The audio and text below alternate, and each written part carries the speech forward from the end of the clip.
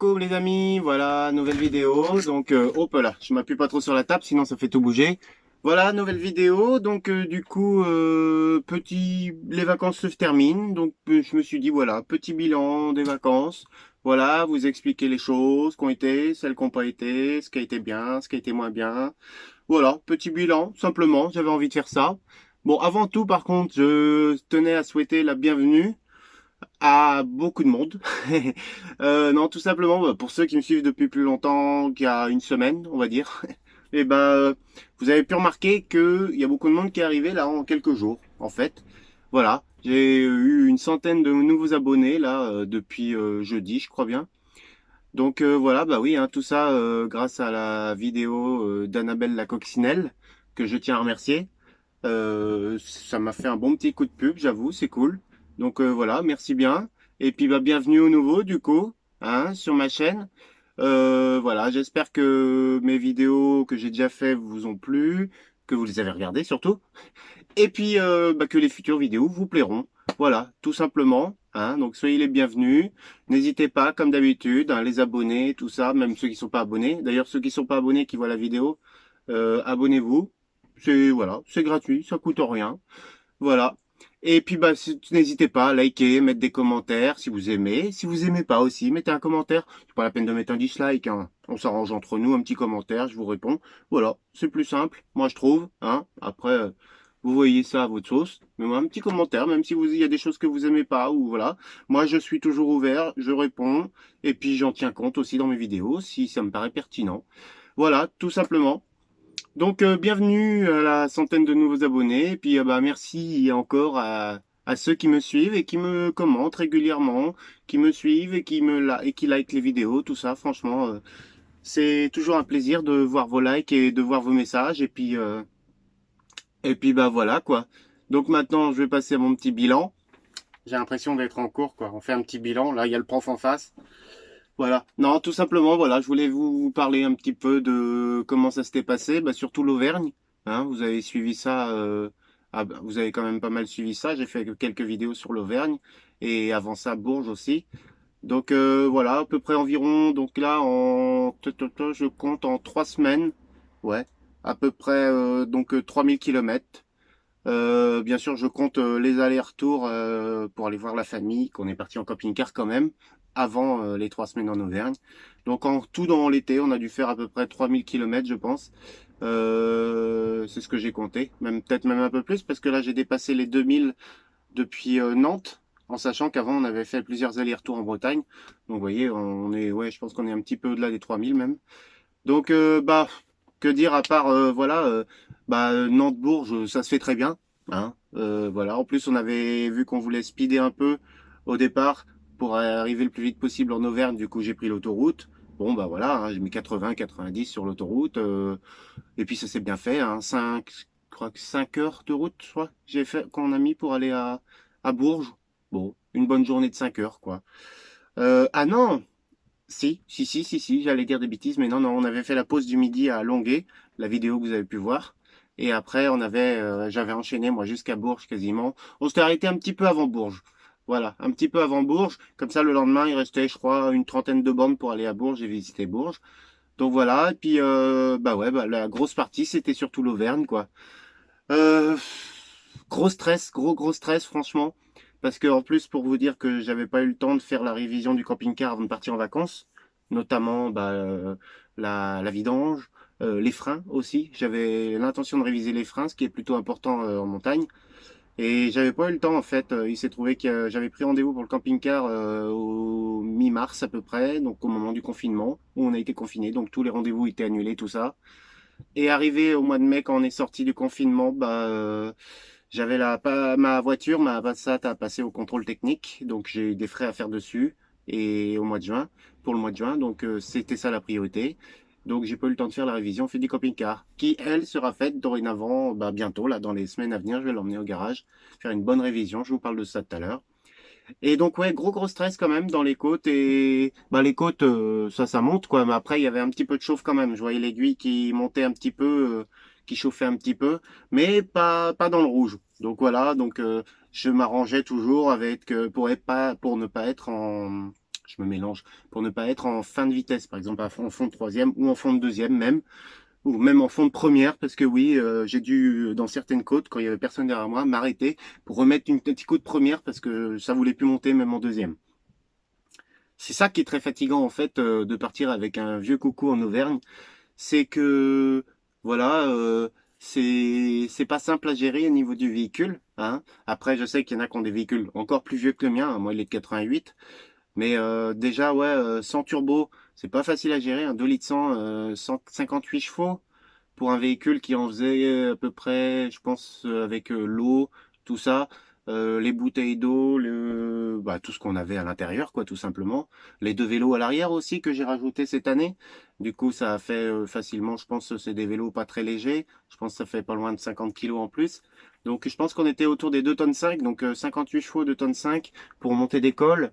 Hein, on a monté un col jusqu'à 12% sur 8 kilomètres et on l'a redescendu après. Puis aller aussi au Puy-de-Dôme, la ville, le Puy-de-Dôme, puis continuer à remonter pour rejoindre pour monter, pour trouver une place de parking, pour monter après le Puy-de-Dôme à pied sur les 6 kilomètres aller, 6 kilomètres retour. Le Puy de Sancy aussi, ça n'a pas été une masse à faire non plus pour rejoindre le parking. Notamment, puis des parkings à droite à gauche, on a fait pas mal de cols. Je pense qu'on a monté, ouais, allez, sans mentir, avec les allers-retours aussi. Alors forcément, je pense ouais, on a dû monter et descendre 6-7 cols, 10, peut-être même pas loin de 10. Parce que en partant du puits vers le Puy-en-Velay aussi, pareil, j'en ai descendu un aussi. Bah là, j'étais flippé par contre, hein. Parce que alors, leur route à virage comme ça, là, avec des grosses descentes, franchement, gérer le poids, je roulais pas vite, pourtant.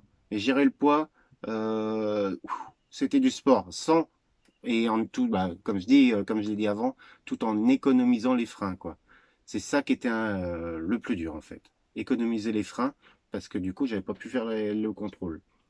Donc c'était ça qui était compliqué, mais tout s'est bien passé. Bon, quelques moments de stress hein, dans certaines descentes, notamment quand ils mettent après un col, après une grosse descente, avec un gros déni, gros pourcentage, et puis hop, on te met un stop juste en bas ou un rond-point.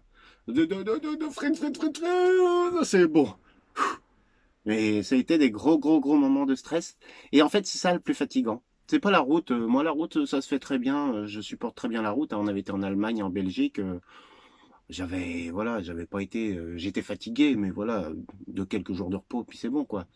Mais là, c'était très, très fatigant, notamment la route, plus la route en montagne, plus le stress du véhicule. Franchement, c'était, pour nous, c'était une première en montagne avec celui-là. Donc, ça fait, mine de rien, ça fait qu'un an qu'on l'a. Même si on a fait 20 000 kilomètres, non, pas 20 000, tout à fait. Non, on a fait 10 là en tout. J'ai mis 17 000 et quelques, presque 18 000 en un an et demi. Donc c'est pas mal quand même, mine de rien. Et donc ouais, ouais, des gros moments de stress quand même. Mais bon voilà, c'était un grand plaisir, hein, une très très belle région à découvrir. On n'a pas pu le faire le tour de tout ce qu'on voulait faire. On a déjà fait pas mal quand même. Mais on a fait quelques jours de repos aussi, notamment dans des campings. Vous avez pu être étonné de voir beaucoup de campings. C'est vrai que d'habitude on aime bien être à la sauvage. Et puis en fait là, cette année, notamment après le Puy-de-Dôme, quand on est arrivé en Auvergne, on a commencé par le Puy-de-Dôme, les 12 kilomètres jusqu'au sommet. Non, 6 kilomètres jusqu'au sommet, plus la descente qui est pas fastoche non plus au départ. Ouais, on a pris quelques jours de repos, donc oui, on a fait un peu de camping, on n'a pas fait que du sauvage. En plus, si vous avez dû entendre que l'Auvergne a beaucoup attiré de touristes cette année. Donc pour se trouver un petit spot tranquille, c'est pas forcément évident. Il y a eu les orages, donc on voulait pas se mettre trop haut parce que dans les orages forcément, hein, quand tu te retrouves en altitude, mine de rien la caisse, moi c'est de l'alu, même si on est à l'abri dans le camping-car grâce aux pneus, mais la caisse c'est de l'alu. Il y a les panneaux solaires, il y a tout ça sur le toit. Euh, et puis comme à la Bourboule par exemple, on s'est posé à la Bourboule sur les hauteurs de la Bourboule, on était à 1100 mètres d'altitude je crois. Et voilà l'orage qu'on s'est tapé quoi. Et puis à mon avis, la foudre est passée pas loin à un moment donné là, parce que on était flippés tous les deux dans le camping-car là, malgré un petit apéro, mais il y a eu un moment, on était bien flippés quand même, parce que la foudre est passée vraiment pas loin, je pense, entre le moment, vous savez comme on dit, qu'il faut entendre voir l'éclair et compter quoi après le nombre jusqu'au bruit. Et là, c'était vraiment pas loin. C'était vraiment pas loin, quoi. Donc voilà, donc il y a eu les orages, donc oui, on n'a pas fait beaucoup de camping sauvage. On a fait un petit peu, on a fait quelques bons spots, notamment là pour la dernière nuit que vous avez dû voir sur la dernière vidéo. Et puis des petits spots à droite à gauche, voilà. Mais rien de... Voilà, on n'a pas non plus cherché que faire ça. Et puis ça fait du bien un petit peu de camping aussi, parce que certes, on a tout le véhicule pour dormir, tout ça. Mais le confort de la douche dans ce genre de véhicule n'est pas le même que dans une douche de camping. Faut se l'avouer, hein. Une douche de camping, donc on peut se débattre comme ça, faire ça, comme ça. Là, je peux pas, là, clairement, dans la douche, je peux pas faire ça.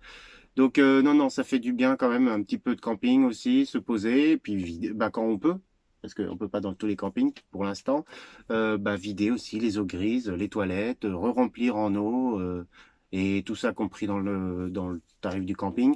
Après, nous, on n'est pas amateur des campings 3, 4 étoiles, hein. On cherche des petits campings, même municipaux, à pas cher.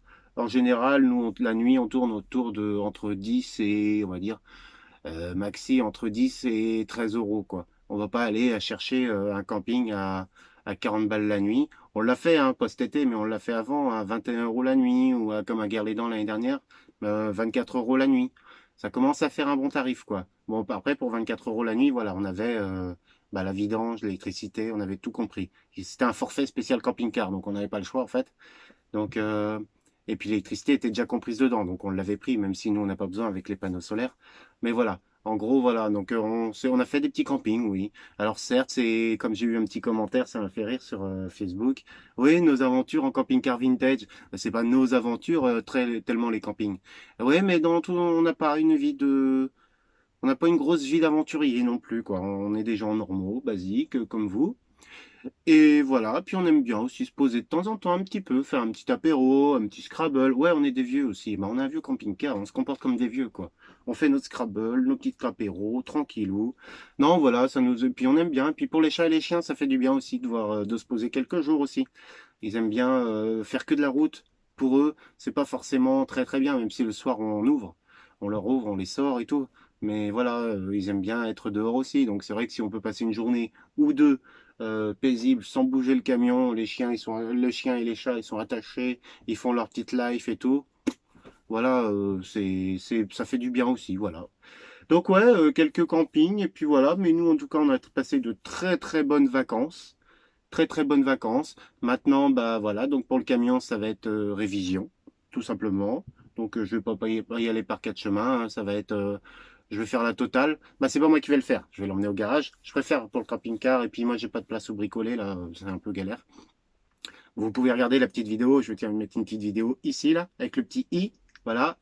Vous allez voir bah, comment je bricole, hein. Je vais remettre une vidéo de la carrosserie que j'ai fait pendant le confinement. Vous allez voir que ma manière de bricoler, bah, j'ai pas de lieu pour bricoler, donc c'est ça qui est un peu galère. Et puis donc non, je préfère faire avec un garage comme ça, il y a une garantie en plus. Donc ça va être disque et plaquette. À l'avant, on refait tout, disque et plaquette. Je soupçonne un roulement aussi à l'avant, donc c'est pareil, ça va être à vérifier. La ligne d'échappement, j'entends un bruit au ralenti, un bruit de cling cling cling cling cling. Donc je vais voir pour faire un resserrage de la ligne d'échappement s'il faut. Sinon, bah si, bah ça va pas être cet hiver, mais il y aura le changement des pneus à l'arrière qui sont encore bons, mais bon, ils ont 5 ans passé. Donc ça, dans l'année aussi, il va y avoir pas mal de choses. Et puis bah nous, pour ce qui concerne le camping-car de notre côté, voilà, bah on va essayer donc comme projet, on a refaire le sol avec un sol un peu plus moderne. Donc parce que mais le problème c'est que je pensais laisser le sol d'origine dessous, mais là je vois qu'il commence à gondoler. Regardez, je vous montre ça. Donc voilà, moi ce qui me dérange c'est ce pli-là en fait pour le sol. Il n'y avait pas ça avant, ça a dû se faire récemment. Donc à savoir si c'est, comment dire, si c'est l'humidité ou si c'est la chaleur peut-être, parce que vu qu'on a traîné en Auvergne, il a fait une grosse canicule. Donc voilà, c'est ça qui m'embête parce que moi j'aurais voulu laisser le sol d'origine pour pouvoir refaire un sol par-dessus. Mais du coup avec le pli ici, maintenant il va falloir que j'enlève tout le sol ici pour refaire le sol là. Et devant enlever toute la moquette. Pour, bah, ça la moquette de toute façon c'était prévu, hein, c'était prévu de refaire. Mais ça j'avais pas prévu de l'enlever celui-là, donc il faudra que je vois pour enlever celui-là. Voilà mon problème. Voilà, donc comme vous l'avez vu, il commence à gondoler. Donc je crois que je vais être obligé d'enlever celui-là. D'enlever celui-là, ça m'embête un peu. parce que dessous, je vais tout arracher, puis je sais pas comment c'est dessous. Il va falloir que je coupe autour des meubles, parce que j'ai pas l'intention de sortir tous les meubles. Je vais peut-être sortir le frigo quand même aussi, parce que bah, par forte chaleur, il a du mal à refroidir. Donc je vais le sortir, le démonter, voir ce qui va pas dessus. Excusez-moi, je le regarde en même temps, c'est pour ça. Je lui parle en même temps à lui. Pour qu'il me comprenne bien, quoi. Et non, voilà, donc je vais sortir le frigo. Et puis bah du coup, faut que je retrouve le 12 volts aussi, parce que j'ai vu que ma ventilation de frigo ne fonctionne plus. C'est pour ça que quand il fait plus de 30 degrés, on va dire, il a beaucoup de mal à refroidir. Donc on a dû perdre un peu de bouffe cet été, là, jeter un peu de bouffe parce que il ventile plus. Donc faut que je retrouve un bon 12 volts qui fonctionne bien. Donc faut que je retire tout, faut que je revoie tout ça aussi. Et je pensais aussi peut-être, on va voir selon comment sera l'hiver, bien sûr. Mais je voulais refaire le tableau de bord qui a été archi modifié. Regardez-moi ça. Et donc le tableau de bord, comme vous pouvez le voir, il a été remanié. Une petite tôle ici, bon, elle est bien faite. Alors je vais peut-être la garder et seulement la peindre. Mais par contre dessus, voilà quoi. Donc moi je vois tout le trait blanc là, je le vois dans le pare-brise quand je roule. Et puis bah là, toute cette partie là qui a été refaite aussi. La partie noire, voilà. Tout ça, ça a été refait, donc bah, on va refaire ça. Tâcher de refaire ça proprement, quelque chose de joli et d'uniforme quoi surtout. Parce que bah là il y a ça, et puis là il y a la plaque alu. C'est pareil, la plaque alu, je m'en prends des vieux reflets dans la gueule des fois quand le soleil passe par la fenêtre passager. Donc voilà, on va remanier tout ça. Voilà, donc comme vous avez vu, il est archi modifié de partout. La plaque en alu, je me prends des gros reflets du soleil dedans, et puis Vanessa aussi. Euh, voilà, il est pas pratique, donc je vais voir pour essayer de le refaire. Bah, je vais voir comment je vais pouvoir me débrouiller pour le refaire. Voilà, quelques peintures à refaire aussi à droite à gauche. Voilà, ça va être les chantiers pour nous pour cet hiver. Ah bon, à côté de ça, on va bouger, hein. Il va y avoir d'autres vidéos, on va quand même continuer à bouger dès que la révision sera faite quand même. Parce que là, les freins, ils ont tenu jusque-là, on s'est fait peur sur le retour même, mais voilà, il va falloir les faire à un moment donné, les freins. Donc voilà, c'est tout pour moi. Voilà, en tout cas, je vous remercie, comme d'habitude, de me suivre, de suivre nos petites aventures qui ne sont pas folichon non plus. Hein. C'est pas la van life, je traverse pas l'Europe, ni le monde, ni le Mexique. Voilà, pour l'instant en tout cas, j'aimerais bien. Si je pouvais, j'aimerais bien. Bon, il y a un peu de boulot sur le camping-car avant, mais j'aimerais bien pouvoir pourquoi pas se faire un petit délire en Europe quelques mois et tout ça. On verra, peut-être un jour. Voilà. Pour l'instant, on peut pas se permettre et parce que tout simplement il y a les enfants, donc on va pas partir des mois sans voir les enfants, hein, parce que les pauvres enfants, il faut pas qu'ils ratent l'école déjà qu'ils en ont raté pas mal là. Et donc voilà, donc pour l'instant c'est des aventures en camping-car vintage, mais c'est pas non plus, on vit pas des aventures folles, hein. Pour l'instant c'est juste nos petites balades. Comme si l'Auvergne c'était une petite aventure quand même, hein. On a monté des gros cols, tout ça, on les a descendus aussi. Ça a été des belles aventures et nous ça nous plaît. Et donc je vous remercie toujours comme je disais de nous suivre, de nous suivre d'ailleurs. Et puis bah voilà, j'espère que mes vidéos vous plaisent encore, que les futures vous plairont. Et puis bah voilà, sur ce, je vous dis comme d'habitude, n'hésitez pas à vous abonner, à liker, à partager. Et puis voilà, et puis il y a mon Instagram toujours, regardez, il s'affiche ici, dans ce sens-là, parce que je vais pas le mettre dans ce sens-là, parce que pas pour vous c'est pas logique, mais pour moi c'est logique. Donc dans ce sens-là, là, hop, voilà. Et puis bah il y a mon Instagram, Eric Badget Vintage, n'hésitez pas à y aller, hein, parce que bah voilà, je mets plein de petites choses sympas, et puis ça permet aussi de discuter. Parce que sur YouTube, si je vous réponds, vous me répondez, on peut se répondre, on peut discuter. Mais ça permet de discuter plus facilement sur Instagram si vous l'avez. Donc voilà, bah je vous dis à bientôt et pour de nouvelles aventures en camping-car vintage.